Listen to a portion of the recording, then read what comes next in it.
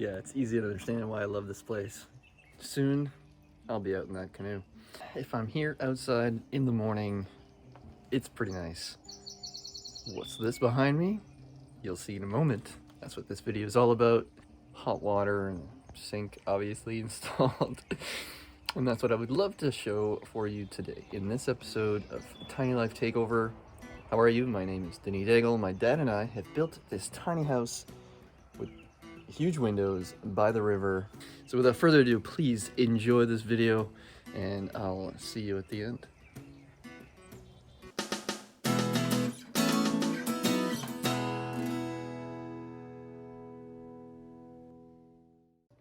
I hope it's sunny where you are.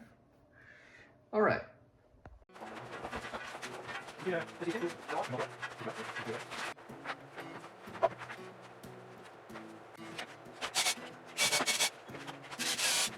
All right, so now that we have the beautiful cabinet in place, we can finally start to piece things together as we've been waiting for a long time.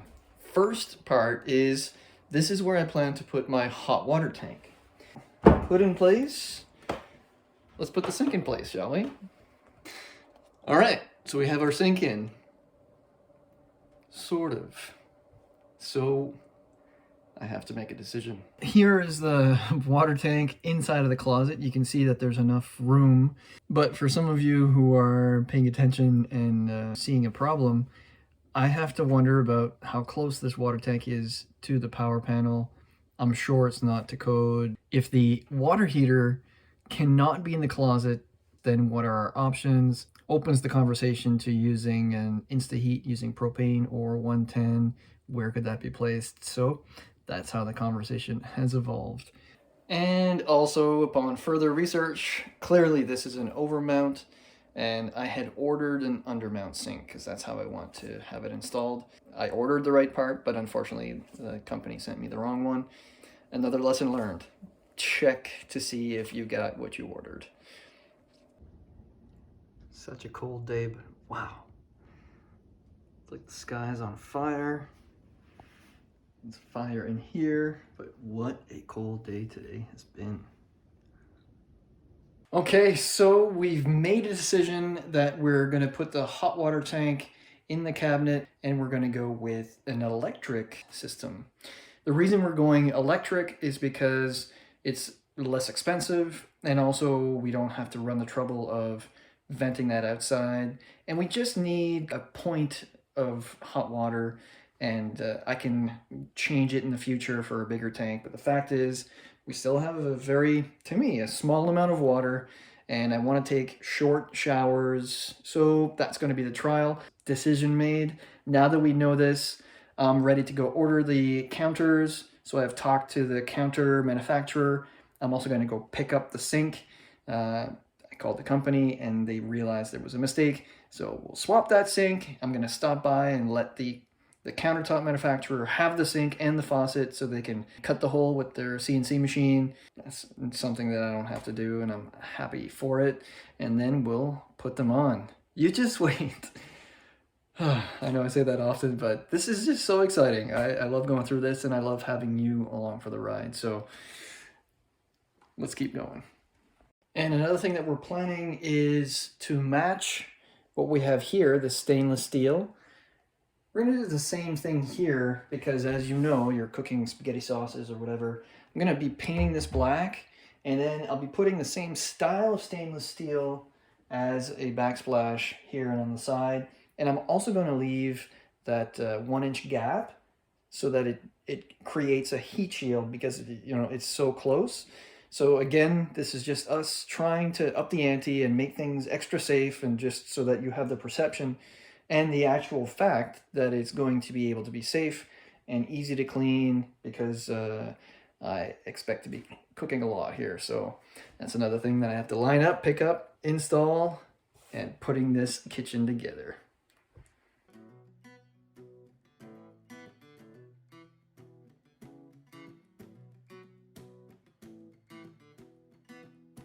So, wow, that's a lot of sun. So I wanted to take a second to show you an update that my dad has helped me with, which is the kitchen table. Only a prototype while we order the wood that we need, but at least we got what we want in place. So check it out. Boom, nice hidden table. Yes, these brackets are super expensive, but they're rated to be able to support the table 150 pounds, I believe. And just like that, this is my kitchen table. So no legs, all supported. Looks great. We've got some visitors.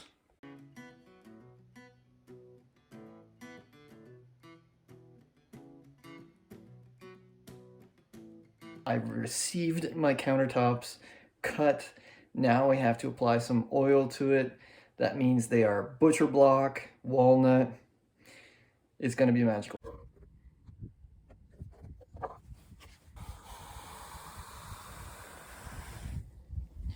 Oh, that's gorgeous. Let's do the rest of this. Oh, this is beautiful. Look at this. Okay, so it's been 24 hours, and this is why we're gonna sand between coats. You can tell how the light is shining on it. You can tell where I've gone by. So that's why we're gonna sand it with this 400 grit sandpaper, so that it's gonna be nice and smooth. But even though just one coat, gosh, it looks pretty.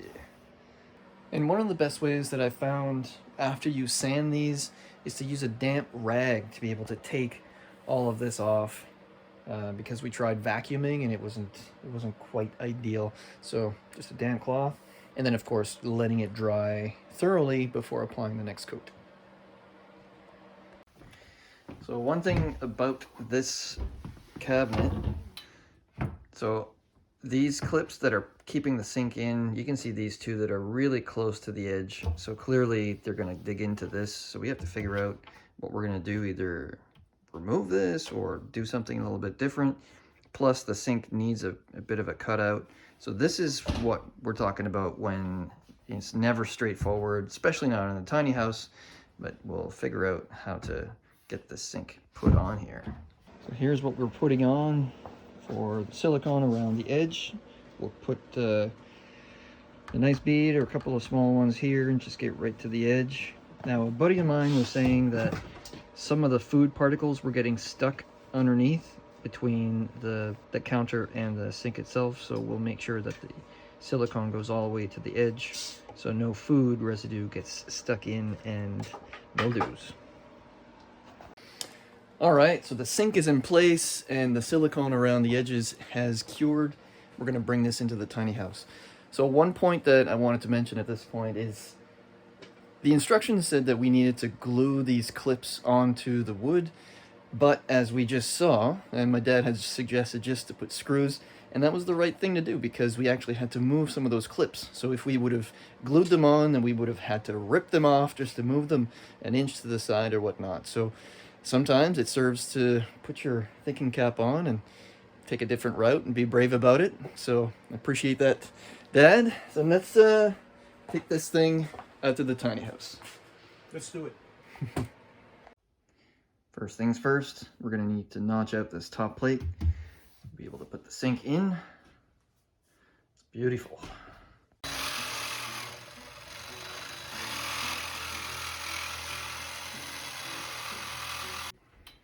Cool. Oh, there you go. Good job. Looks great. All right, you know what the next step is. Oh yeah. Well, would you look at that? Thing of beauty this is.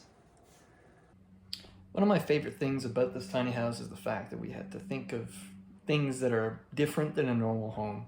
For example, placing these counters on, I had bought a plug, and actually we had it wired up so that it was kind of the counter plug, and I was thinking we could use some machinery. But then I bought this counter plug that flips up. Lo and behold, it's no longer up to code to install it on counters. So I basically ordered it, never used it, until I was like, when I'm sitting on the couch, I need to plug things in, and look at what we ended up doing with it. Built it right in.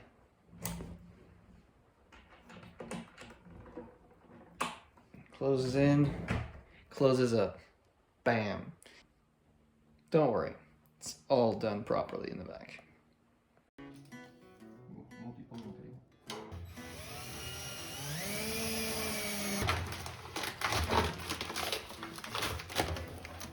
Wow.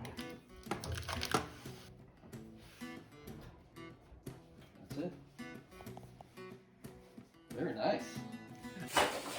All right, well, as we have all of this installed, visually it looks amazing, but now we have to hook up the water. So my dad and I are going to hook this bad boy up for the hot water. It's 110 and a 4-gallon, kind of a point of service hot water. As my dad pointed out, when you're taking a shower, you're always mixing the hot water and the cold water. So this should be enough. With the amount of water that I have, I can't run showers all day long. So we're gonna hook this up so that it serves this and the bathroom sink and also the shower unit, which we have to figure out for a later segment. So now we're taking our typical trip to the hardware store to be able to pick up the fittings that we need, manifold, gonna set it all that up. So it's another one of those days. Let's get to it. Before we get to that, we have to hook up the drain. So we have these two coming out, going to this bottle. So we're going to go to the store and buy some parts to figure out how we're gonna deal with this. All right, well, here's what we've come up with. So basically, lift this up, take out this tank, and then both drains are gonna go down in here. So notice there is no P-trap because I plan on emptying this daily. It's just what we have with the setup that's gonna make sense. So that's going to be my solution for the drain to keep this going. So my dad is helping along putting the plumbing together, and I'm going to let him explain what he's done to put that all together.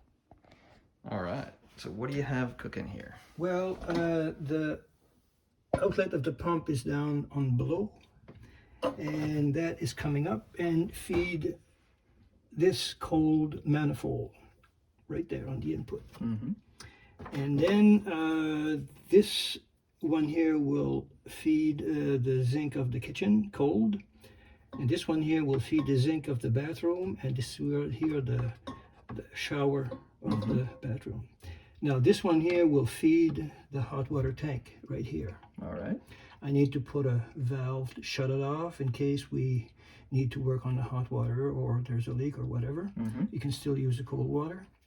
And from there, the outlet of the hot water tank, which is here, will feed the manifold for the hot water. So the first one will be the shower, the bathroom sink, and the kitchen sink right here. So everything will be sort of lined up, and we have a shut off for the kitchen sink, and all the other, the bathroom sink has got the shut off as well as the shower. So Thing of beauty. Thank you, Professor Daigle. Well, such a humble man here. We have hot water. There you go. Everything's done. Finally have hot water. So where do we go next? the shower, the bathtub. This, ladies and gentlemen, is going to be the next project. So thank you so much, folks, for following along. This will cap off this project. Next, we go into the shower. Once again, so blessed, fortunate to have my dad along to do all this stuff, because Lord knows I wouldn't know where to start or where to finish. And now it's another milestone, exciting times that we have hot water at the tiny house. Almost there, my friends. With all that, please take care of each other, and God bless.